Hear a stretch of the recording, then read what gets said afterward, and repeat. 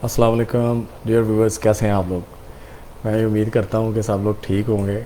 Viewers, बाहर का मौसम है, स्प्रिंग का मौसम है, ठीक है, और गर्मी की आमद आमद है, लेकिन अभी तक मौसम कुछ कदर बेहतर है। व्यूअर्स, स्प्रिंग की आमद के साथ ही जो है हमने आज का जो सेशन रखा है बेसिकली वो भी एक बड़े ख़ूबसूरत कंट्री के बारे में रखा है। फ़्रांस के बारे में, फ़्रांस का विज़िट वीज़ा। व्यूअर्स, जैसा कि आप सब लोग जानते हैं कि France is one of the beautiful countries of the world. तो व्यूअर्स, स्प्रिंग का वेदर भी जो होता है, मौसम, वो भी बड़ा खूबसूरत, बड़ा कलरफुल होता है। तो फ्रांस भी बड़ा कलरफुल कंट्री है।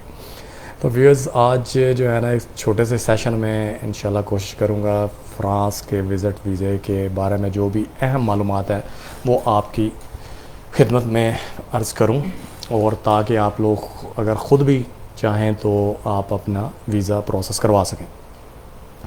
बिकॉज़ फ़्रांस जो है वो शेंजन के जो 26 मिशंस हैं, जो 26 कंट्रीज़ हैं, जो शेंजन का ट्रीटी है बेसिकली, उस ट्रीटी के जो सबसे टॉप के मोस्ट स्ट्रॉन्ग इकोनॉमिक कंट्रीज़ हैं, ठीक है, इकोनॉमी के लिहाज से, तो उनमें से एक है।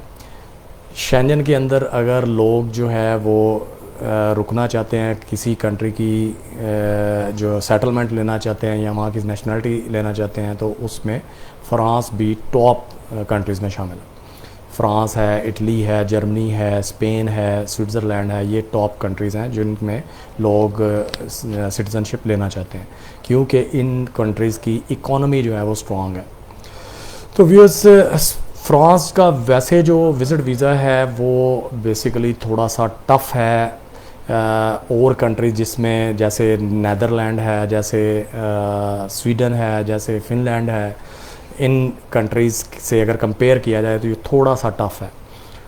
हाँ, अगर आपको वहाँ से प्रॉपर इनविटेशन मिल जाता है फ्रेंड एंड फैमिली कैपेसिटी में, या आप एक टूर पैकेज बुक करते हैं फ़्रांस का, या आपको कोई बिज़नेस इनविटेशन मिल जाता है, तो और आपके सोशो इकनॉमिक टाइज़ जो हैं इंटरप्रेटेबल हैं, तो फिर आपको फ़्रांस का वीज़ा लेना कोई ज़्यादा दुश्वार नहीं होता। व्यूअर्स, अगर आपका फ़्रेश केस है और आपको कोई ऐसा इनविटेशन नहीं है, तो फिर बिल्कुल रिकमेंडेड नहीं है कि आप फ़्रांस का वीज़ा अप्लाई करें। फ़्रांस का वीज़ा जो है व्यूअर्स, ये बेसिकली जैरिज के ज़रिए से प्रोसेस नहीं होता। ये AEG ट्रैवल सर्विसेज वाले जो हैं, ये इनके साथ फ़्रांस की एम्बेसी का थर्ड पार्टी कॉन्ट्रैक्ट है, और ये थोड़ी सी अपनी जो सर्विस चार्जेस हैं वो चार्ज करते हैं। आपकी पहले अपॉइंटमेंट होती है AEG ट्रैवल सर्विसेज की, वहाँ पे जाके आप सारे अपनी डॉक्यूमेंटेशन जो कि आपकी सोशो इकनॉमिक टाइज़ पे मबनी होती हैं, इनविटेशन वगैरह सारी चीज़ें आप लेके जाते हैं, फिर वहाँ से आपको एम्बेसी की अपॉइंटमेंट मिलती है। व्यूअर्स, इसका कोई बहुत ज़्यादा कह लें कि लेंथी प्रोसेस नहीं है। आप AEG पे जाते हैं, वहाँ पे आपको कोई मुनासिब से टाइम के बाद की अपॉइंटमेंट मिल जाती है नॉर्मल डेज़ पे। पैंडेमिक में फ़्रांस भी दूसरे जो कंट्रीज़ हैं, मिशंस हैं शेंजन के, उसकी तरह से इसकी भी प्रोसेसिंग रिस्ट्रिक्टेड है, और जैसे इंशाल्लाह खुलेगी तो हम आपको आगाह करेंगे। तो व्यूअर्स, बेसिकली फ़्रांस की जो एम्बेसी है वो सिर्फ़ 2 वीक्स लेती है आपके वीज़ा को प्रोसेस करने के लिए नॉर्मल हालात में।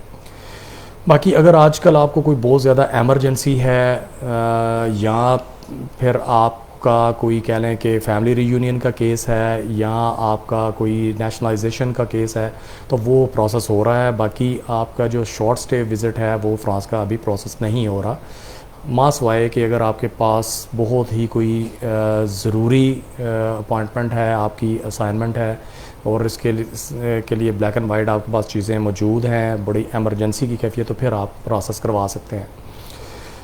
व्यूज़, इसकी फ़ीस भी एम्बेसी की जो है वो 80 यूरोज़ है, और आज का जो रेट हमने चेक किया तो वो तकरीबन 181.78 पैसा है, ठीक है, पाकिस्तानी रुपीज़ में। तो ये कोई तकरीबन आपकी 14,542 बनती है अगर आज की डेट में आप इसको कैलकुलेट करते हैं तो।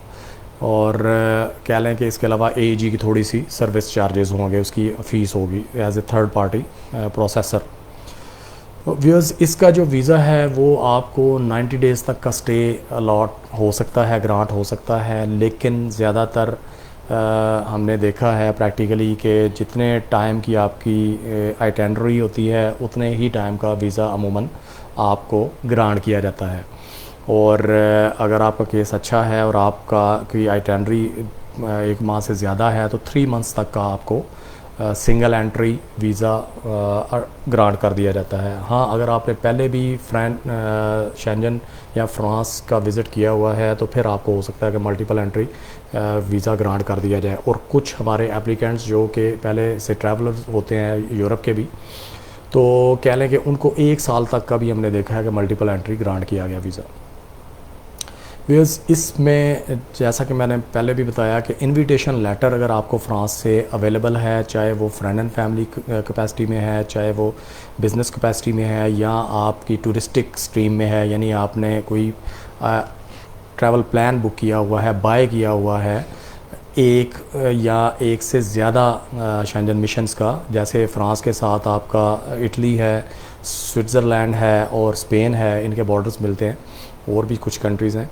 तो अगर आपने को 3-4 कंट्रीज़ की आइटनरी बुक की हुई है या आपने बाई किया हुआ है कोई प्लान, और तो फिर ये रिकमेंडेड है कि आप फ़्रांस का वीज़ा अप्लाई करें, फ़्रांस के ज़रिए से शेंजन वीज़ा लें और आप अपने जिन जिन कंट्रीज़ में जाना चाहते हैं, चाहे वो इससे जो बॉर्डर रिलेटेड कंट्रीज़ हैं या और कंट्रीज़ हैं शेंजन के, तो वहाँ पे आप जा सकते हैं। व्यूअर्स, इसमें जो AEG है बेसिकली इसकी जो ड्रॉप बॉक्स हैं कह लें, या इसके जो सेंटर्स हैं वो पाकिस्तान में 10 सेंटर्स हैं, जिनमें आपके लाहौर में, कराची में, इस्लामाबाद में, इस तरह से क्वेटा में, और इस तरीके से बाकी पेशावर में और बड़े बड़े सिटीज़ में इनके सेंटर्स हैं। और इसके अलावा कुछ छोटे जो सिटीज़ हैं जो कि कदरे कह लें कि बड़े हैं, ठीक है, उनमें भी इनके सेंटर्स हैं, यानी पाकिस्तान में टोटल इनके 10 सेंटर्स हैं। इनकी जो टाइमिंग है ऑपरेशनल टाइमिंग वो मंडे टू सैटरडे है। वैसे आपका जो जैरिस है वो मंडे टू फ्राइडे डील करता है, सैटरडे संडे ऑफ होता है, लेकिन इनका सैटरडे को भी ऑन होता है। ये आपके लिए एक अच्छी खबर है। और इनकी जो टाइमिंग है वो सुबह 9 बजे से शाम 5 बजे तक होती है, ठीक है व्यूअर्स। जब आप देखें, आप सारा जो है इसका एप्लीकेशन फॉर्म, इसकी जो डॉक्यूमेंटेशन है, वो सारी चीज़ें आपकी बुकिंग्स वगैरह, इन्विटेशन और सारी चीज़ें वो लेके आप अपने जिस सिटी से भी बिलोंग करते हैं अपने करीबी AEG सेंटर को गूगल करें, ठीक है, वहाँ से एड्रेस निकालें और वहाँ पे जाके फ़्रांस के वीज़े के लिए आप आगे एम्बेसी की अपॉइंटमेंट लें। वो अगर देखते हैं कि आपकी सारी डॉक्यूमेंटेशन इन लाइन है, इन ऑर्डर है, तो फिर आपको फ़्रांस की एम्बेसी की अपॉइंटमेंट मिल जाती है।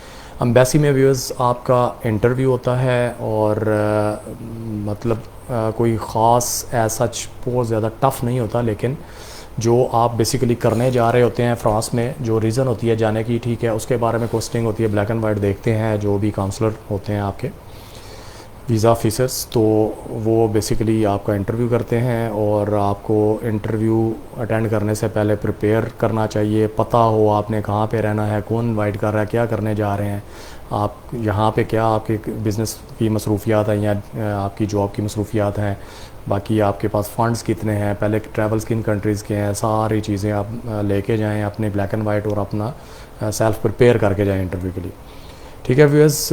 तो ये था आज का हमारा टॉपिक। नेक्स्ट इंशाल्लाह एक नए टॉपिक के साथ आपकी खिदमत में दोबारा हाज़िर होंगे। तब तक के लिए अपना बहुत सा ख्याल रखिए। अल्लाह हाफ़िज़।